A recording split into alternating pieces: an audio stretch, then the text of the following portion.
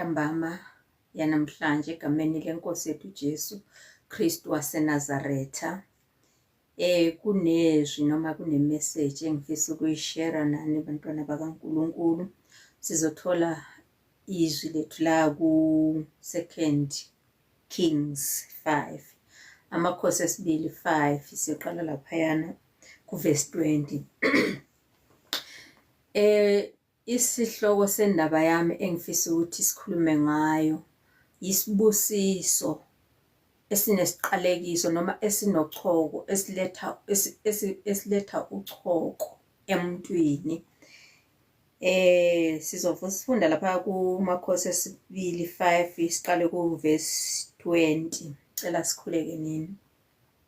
Baba wethu oyingcwele, uNkulunkulu onamandla, uNkulunkulu onomusa, uNkulunkulu wasithanda singakakwazi, siyabonga Nkosi ntambama, uNkulunkulu engcwele usigcinile wasilonda unyaka uqala sekuze kulana. Jesu uhamba nathi, bashila abantu endleleni kodwa wena Nkosi awukabashiyi.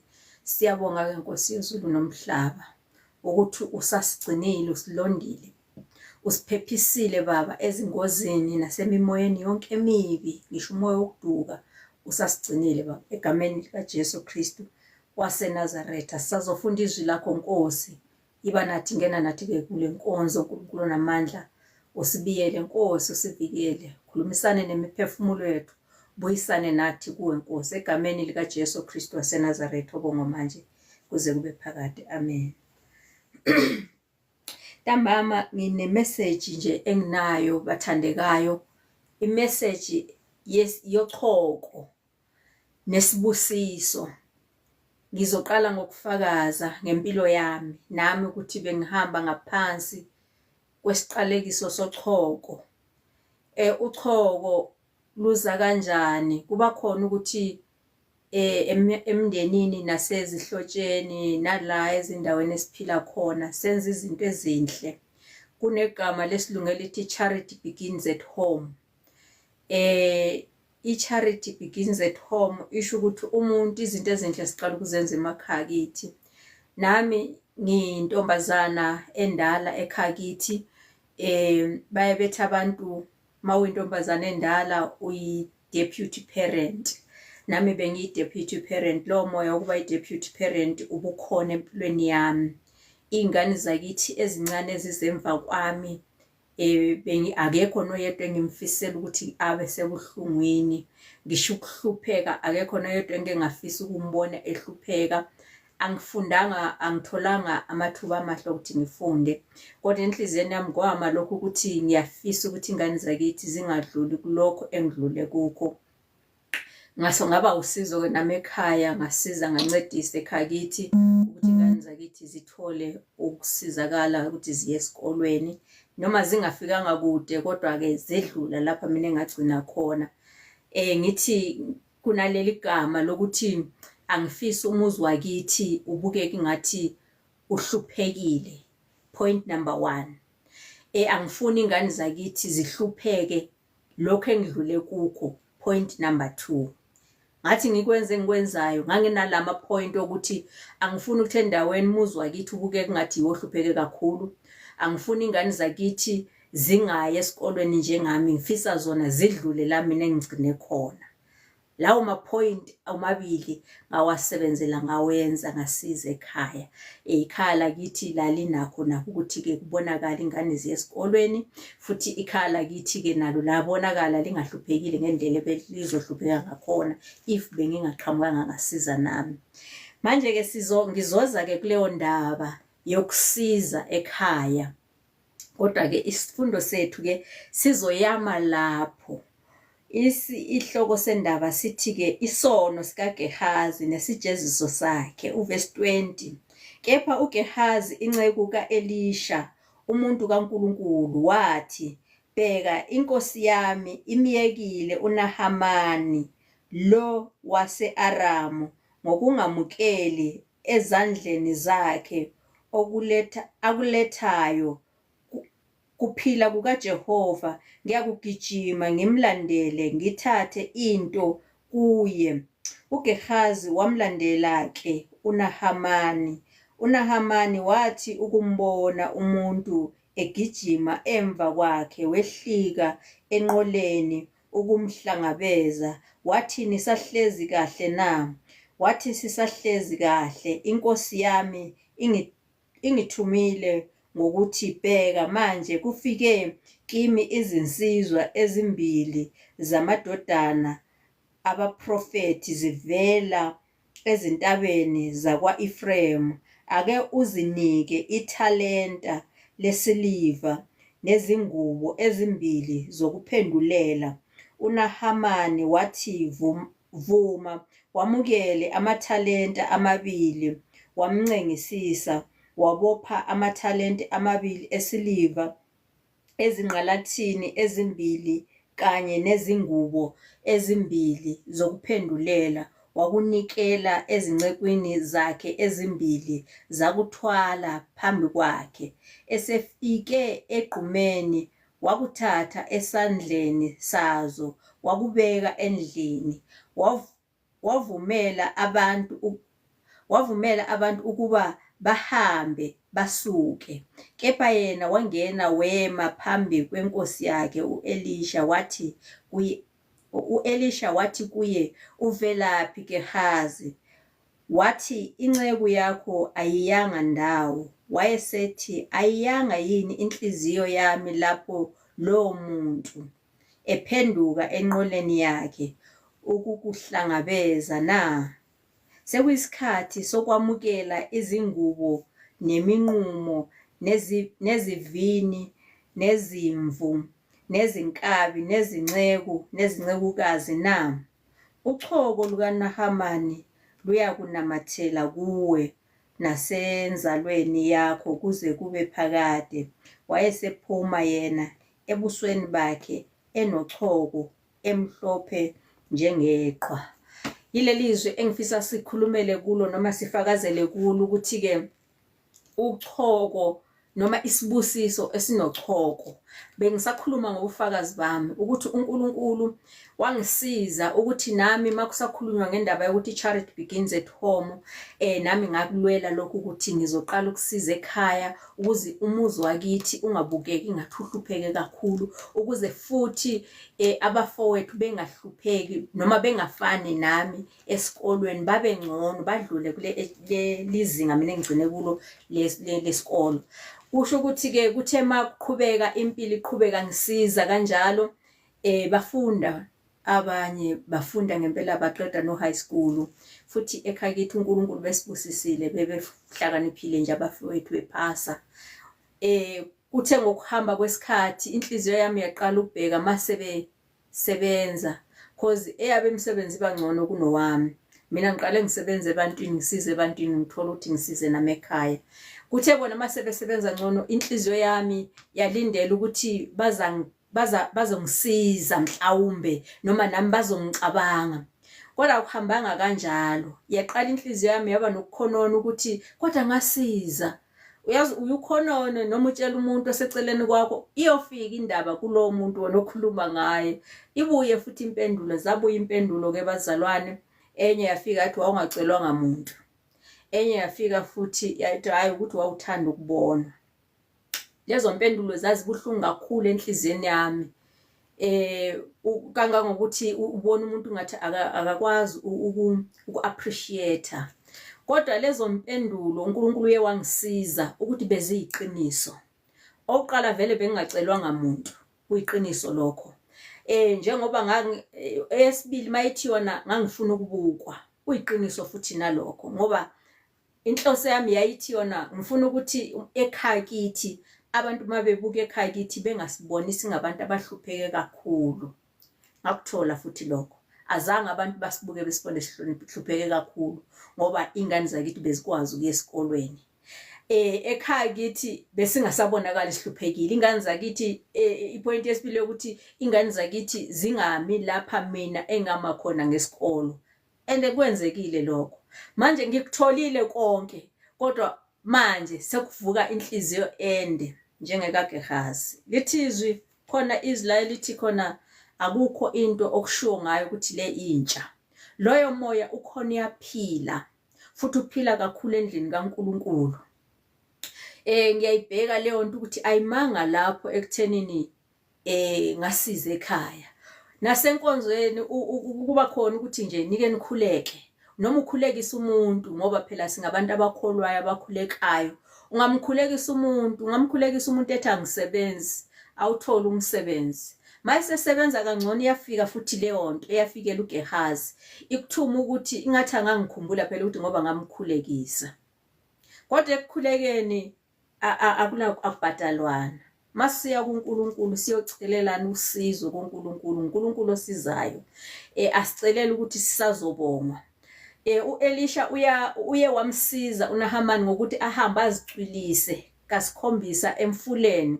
Wazicwilisa kasikhombisa. uNahamani kuye kwakukhona lokho ukuthi ufuna ukumbonga ngoba umsizile kade nochoko usehlambulukile. Kodwa uElisha akasamukela isipho. Manje ngibheka isikhathi esiphila kuso ukuthi abantu maye ngakukhulekisa ulinde isipho esithize ukuthi ngoba usuphumelele. Ngiyabheka ukuthi uNkulunkulu ungisizile nami efamilini yami. Bewukhona lokho ukuthi ngathi bake ngake bangikhumbule ngoba nami ngabasiza. Noma bebekade bengangisiza umuntu maye kade ngakho for room wakhe abese sithi kimi ngoba wangisiza endleleni yami ngizokwakhela u2 room bungeke wenele. Bengizofisa ukuthi ngabe ungakhele nami u4 room ngoba phela uyilokho ayikhona ngoba wasizwa yimi. Ungamkhulekisa umuntu ethi ufuna umsebenzi kodwa ngeke uhambe uyomsebenzela. Kodwa siye sifune izibongo zokuthi ngoba ngimkhulekisile useyasebenza akasangikhumbuli kodwa usebenza yedwa. Manje into ekhona naso ukuthi mawukhulekisa umuntu ukuthi abe nento enhle nawe awuvinjiwe ukuthi uzikhulekele ukuthi ube nento enhle. So mangakhulekisa umuntu ukuthi athole umsebenzi wangazikhulekeli nami ukuthi ngithole umsebenzi ongcono noma ubhadala kangcono. Kodwa uzothola umuntu esefuna ukuthi ngoba usuyasebenza afuna ukuthi ngathi angaba namandla okucindezela ukuthi uhlala lokhu buya uzokhulekela ukuze umkhonze nangalokho okutholayo. Manje ila uchoko lungena khona. Isibusiso ukuthi ukhulekele umuntu asizakale. Kuyisibusiso engakwenza ekhaya kithi ukuthi ngisiza abafowethu impilo zabo zingafani neyami. Kodwa manje uchoko lubuya nokuthi sengifisa into ethile kubo. NjengoGehazi wayifuna into ethile wathebuka ilokhuzeni isiliva selihamba ebuka ingubo yokuphendulela isihamba enhlizweni yakhe kwangaba mnandi lokho. Sinjalo nathi singabantu lo moya uyaphila kithi singabantu. Ukhona umuntu ongahawukela umuntu ohluphekayo amsize amfake esikoleni afunda athi mayisefundile waqeda wathola umsebenzi wasebenza kahle afuna ukubonga. Kodwa manje ekuqaleni ubemhawukela ukuthi uyahlupheka emhawukela ukuthi ufuna ukumsiza. Manje ngibuka isibusiso esinochoko ukuthi mawubusisa umuntu mbusisa ungalindelanga ukuthi kukhona sazokwenzela yena khona. Mawusiza umuntu msiza ungabhekile ukuthi usazokusiza wena. Maye naye efundile ukuthi kuyasizwana emhlabeni uzoyosiza phambili. Kodwa umoya kaGehazi ukhona uyaphila. Ngeke ngikhulume kakhulu nabantu abangakholwa. Ngikhuluma kakhulu ebantwini abakholwayo ngoba uGehazi kwakungumuntu ohamba nenceku kaNkulunkulu. Umuntu walahlekelwa isibusiso sokuthi asale naye thola ukuba umprofeti ngoba uElisha wayekuthole emva kaEliya. Manje uGehazi samlahlekela leso sibusiso ukuthi naye njengoba kwenzeka kuElisha akwenzekanga kuGehazi ngenxa yokuthi yena wafuna ukubongwa. Yena wayengenzanga lutho kodwa wayebhekile ukuthi makungathiwa kubongwa uElisha naye kumele kukhona azokuthola. Mayephiwa lezo ngubo uElisha wayezomnika naye okuncane. Manje uthe ebona uElisha kuyeka wakugijimela. Zingaki izinto thina esizigijimelayo. Ukumgijimele nje umuntu ukuthi ufuna ukuthi akubingelele because wake wamenzela into ethile. Ufana noGehazi. Ubheke nje ukuthi ngoba uthe efika la enkonzweni wamukelwa yimi ngamphatha kahle. Ulinda ukuthi akahlale ekhothama kuwe noma ahlale kubingelela because uthe efika ebandleni wamukelwa nguwe wamkhombisa izinto ezithile usulindele ukuthi nje ahlale nje recognize uGehazi moya wawuphethe uGehazi loyo. wayefuna ukuthi recognize ukuthi bamsizile bayisizile lenceko yenduna noma lo baba owamsizayo uNahamani. Wayesefuna ukuthi nje awuthole umvuzo. Lithizwi lenkosi abenza njalo, kunabantu abenzela ukuthi babukwe. Mina myself ngangenzela ukuthi umuzi wakithi ungabukeki njengabantu abahluphekayo. Lithi iBhayibheli abanjalo sebewutholile umvuzo, ngawuthola. Kodwa uSathane ukwenzile ukuthi inhliziyo yami ingeneliseke ngalokho. Wenza ukuthi ngifune ukuqhubekela phambili. Manje ngibheka ukuthi njengoba ngisiza uSibanibani laphayana, wafunda wama laphayana, manje usebenza laphayana, manje ngangenzela naye. Hayi ukuthi ngiyahlupheka, ngihlupheki, ngiyasebenza nami. Khona lokho engangikade ngikwenza ngisize ekhaya ngisaqhubeka ngiyakwenza namanje. Angihlupheki, angilali ngingadlile, nginendawo yokuhlala, nginalo uphahla phezulu, nginalo ikhaya. Kodwa nje bekufika lo moya we-favor ukuthi ngoba ngakwenzela i-favor sengiyayifuna back. Kodwa ngangazange ngavumelana nomuntu ukuthi njengoba ngikwenzela i-favor kanje ngifuna ukuthi nawe uyibuyisele back. Ngifuna ungibuyisele yona. Ngoba noma ngabe uyangibuyisela ngoba ngeke ngibuyele esikolweni mina, ubezongibuyisela ngani? Manje ke ntambama nginalowo mlayezo ukuthi sikhona isibusiso umuntu asenzayo esiphinde simlethele uchoko. uGehazi wayengazi ukuthi isibusiso esenziwe noma umsebenzi omuhle owenziwe inkosi yakhe uElisha kuye uletha uchoko, uza nesiqalekiso kuye. Ngoba uthe uNkulunkulu esemsebenzisile uElisha, uGehazi wafuna ukubongwa. Manje ngiyabuka ukuthi bangaka abantu ababongwayo. Athi umuntu ngoba sesikhulekile uNkulunkulu uphendulile bese ngithi kuye yakhumbula uNkulunkulu, uthembeke kuNkulunkulu. Angisatsho noNkulunkulu osezulwini, sengisho lo uNkulunkulu oyimi. Ngoba mase ngithi akathembeke kuNkulunkulu, maye ngabuza nenze njani, hayi unikele phela nawe, uzame nawe, ubonise nawe ukuthi uwenzelwe. Angimthumi ukuthi ayonikela phambili, noma angimfundisi ukuthi hamba nawe mawuhlangana nabantu abahluphekile nabantu abakhalayo bakhulekise. Mawuhlangana nabantu abangasebenzi bakhulekise. Qhubeka nawe leli vangeli, uthi uJesu ngiyanithuma ukuthi nihambe umhlaba wonke nishumayele ivangeli, kwabakholwayo babhabhathizwe, izibonakaliso ziyakubalandela. Asisashumayele ivangeli lokuthi mawena ususindisiwe wasizakala, hamba nawe uye phambili uyosiza abanye. Kunalokho sishumayele ivangeli lokuthi hamba uye phambili usiza abatshele beze lapha kimi, mina ngiyabakhulekisa abantu bathola imisebenzi. Ngoba ngenzela ukuthi babe baningi abantu abazobuya bezongibonga, babe baningi abantu abazongikhumbula mayizinto sezibalungele. Mina ezami ngoba zangilungela ngikhumbula abani.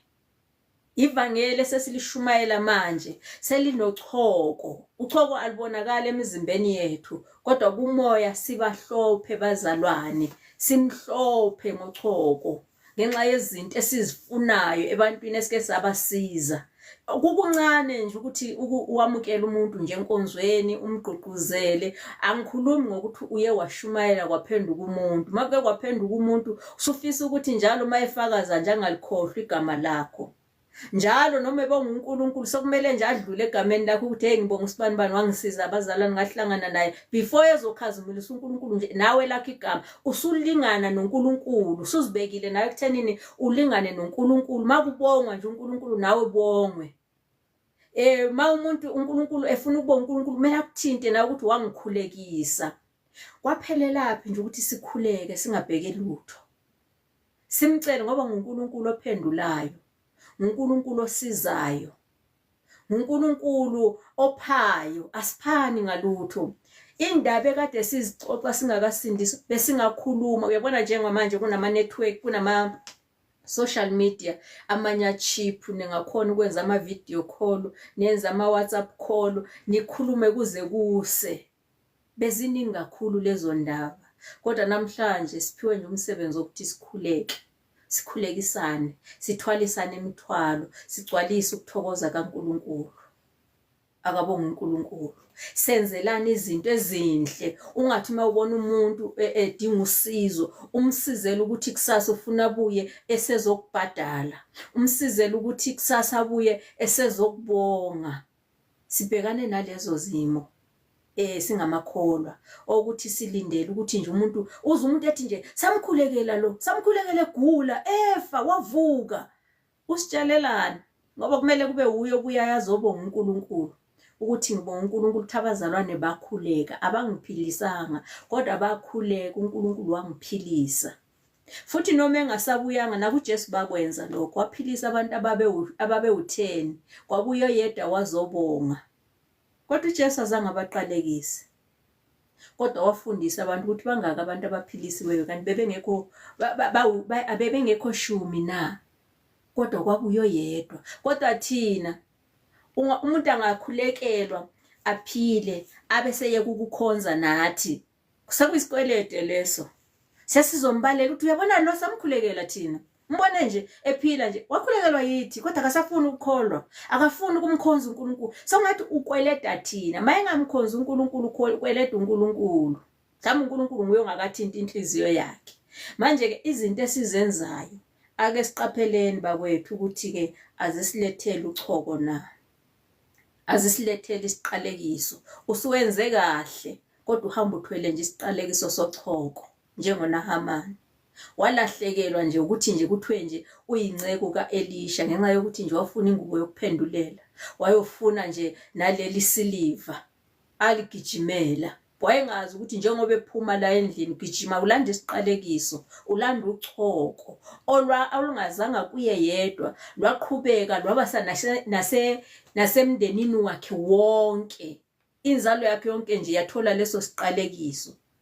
Bengithi ntambama besingephume yini, besingezisindise, besingemcela uJesu asisindise kulolu choko esesingene kulo ngoba ayintsha lento. Ungamangali nje ikuhlasela, ayintsha ikhona, iyaphila. Yaqala yayikhona kuNahamani, ngeke ngithi yaqala kuye. Ike yenzeka kuNahamani, ngeke igcine vele lapho, isazoqhubeka nalakithi isazodlula. Yesizukulwane nesilandelayo. Ingakho uthola abantu bethi nje woza uzowamukela isibusiso. Ngizokhuluma mina izwi lesibusiso. Ulithethephi? Izwi lesibusiso. Ulithethephi? Cause umuntu onezwi lesibusiso uJesu. Ake siyekeni ukubamba abantu ngengqondo. Ake sibaphisene abantu kuJesu. Umuntu umbona ukuthi usempini, mthwalise njengokusho kombhalo ukuthi thwalisa nani imithwalo. Hayi ukuthi umuntu ngeke ngamthwalisa umthwalo sengiyamkweleda.